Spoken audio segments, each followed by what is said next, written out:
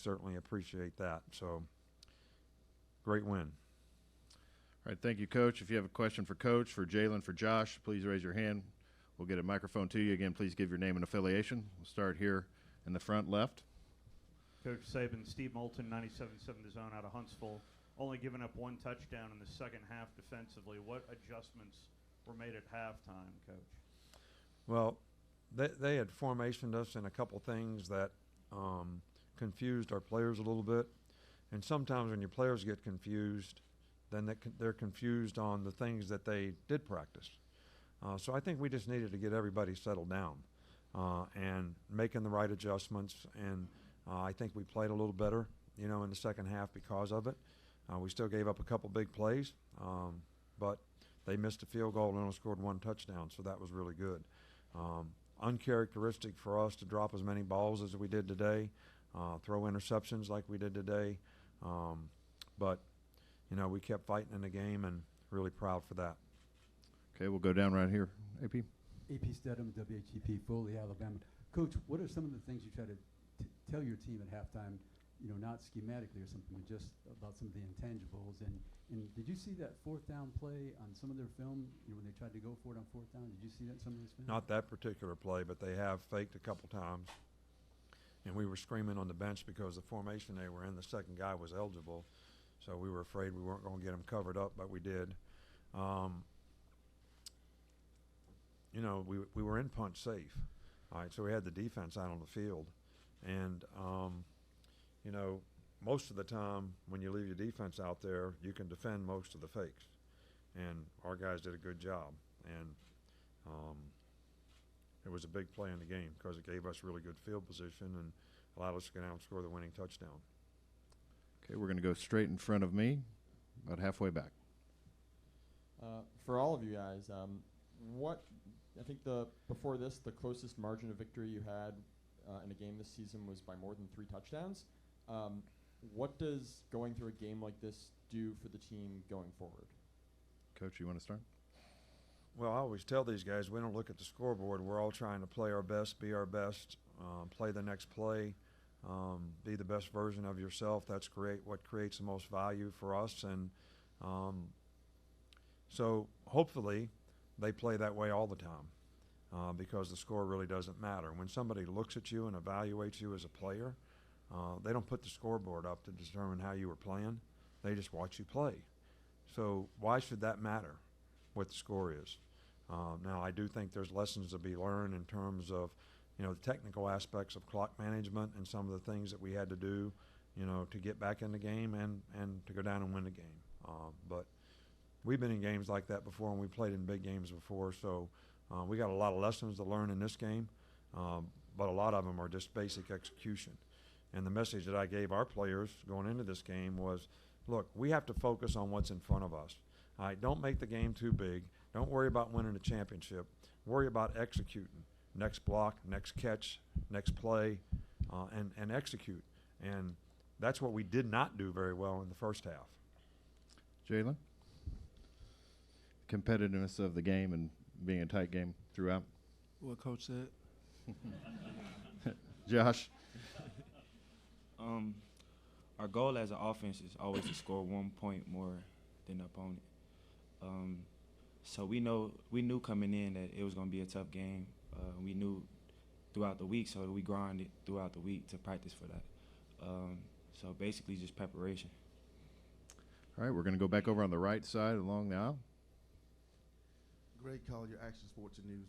Jalen, tell me, what does it feel like for you to be there and handle the situation that you did all year long and then have this opportunity to come out? What does it feel like to be able to contribute to this victory for you today?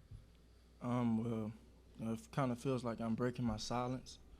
I haven't said anything all year, but, this team has worked really hard in the off season, last spring, and, we know what adversity looks like, and, sometimes we may get hit in the mouth, but you know that we're going to respond. And I think we did a great job of finding a way to get it done today. I think we did a great job of doing that. Okay, we'll go back over here on this right side, same area. AJ Spur, 90.7 WVUA FM Tuscaloosa.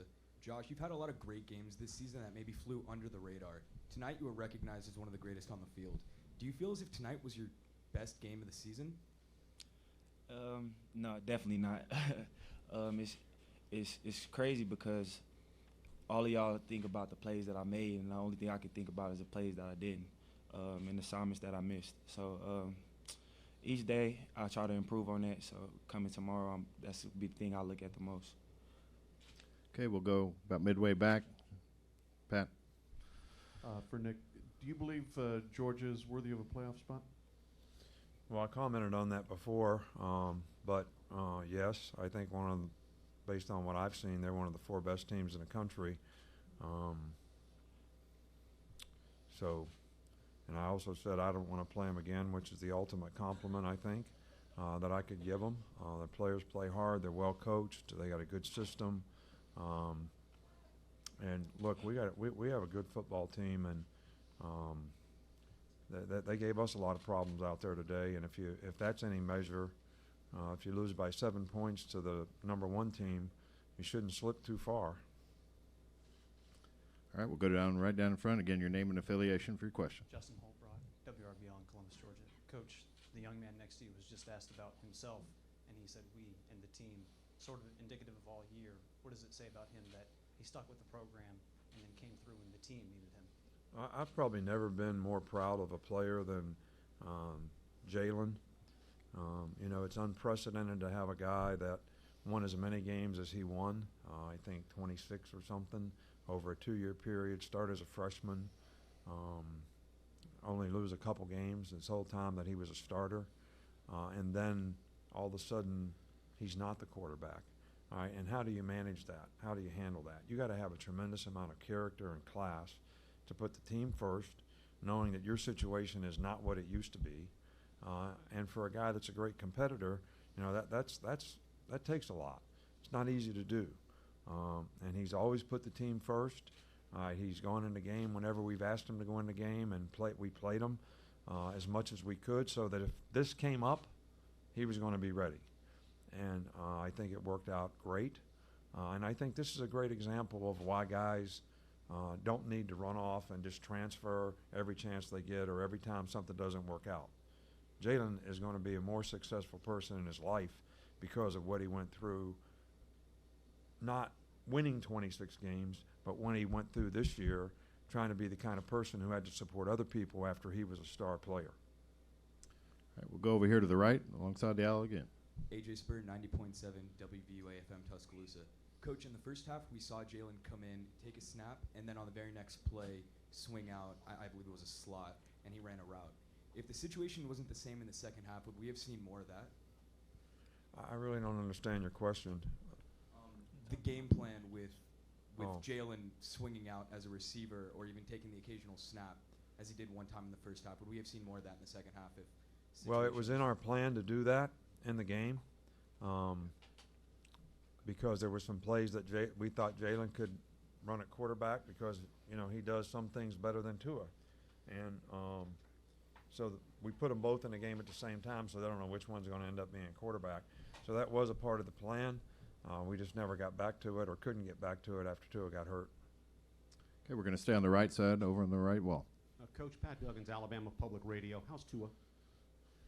Tua actually sprained his ankle in the first half. Actually came back and played.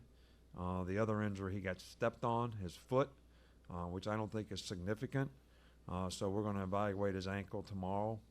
But I don't think it should be something that would keep him out, maybe for a little while, but we probably won't practice for, you know, a couple weeks anyway.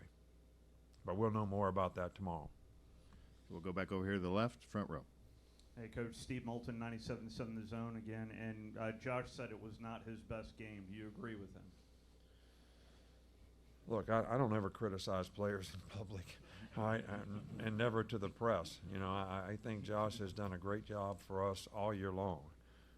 I would make a general statement, which I made to the team, that I don't think we played our best game, and when it just comes to execution, doing the right things, making the right adjustments, not making a lot of mental errors, and so there's a lot to be learned from that.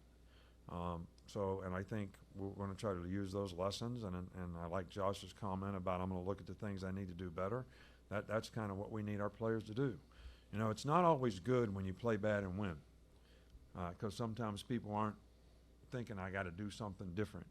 All right, so it speaks volumes when we win and our players still think they have to make improvements in things because they recognize the fact that they could have played better.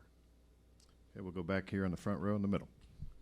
Jalen, on the go-ahead touchdown, I wonder if you could just take us through what was supposed to happen. Was it a run all the way? Whatever its situation was, and then ultimately you got in the end zone. Well, I had an option to, had to find my movement key and see who would trigger the decision I'd make. And, my guy went out, so I took it in and had really good open lanes and found a way to get in the end zone. Okay, we have one final question in the back right. As for Josh, do you think it was your running game that allowed y'all to hang around in that first half and into the third quarter when y'all were a little behind? Just how effective was the ground game that allowed you to stay in it even when Tua was struggling in the pass game? I think it was just more of execution. We was executing our runs a little better today than we normally do. So that's probably the biggest thing. The big run I had just sparked the emotions of everybody. And it just allowed us to go on the run that we did. All right, Coach, Jalen, Josh, thank you very much. All right, thank you. Appreciate all the press does to reinforce a lot of positive things for these players. Thank you so much.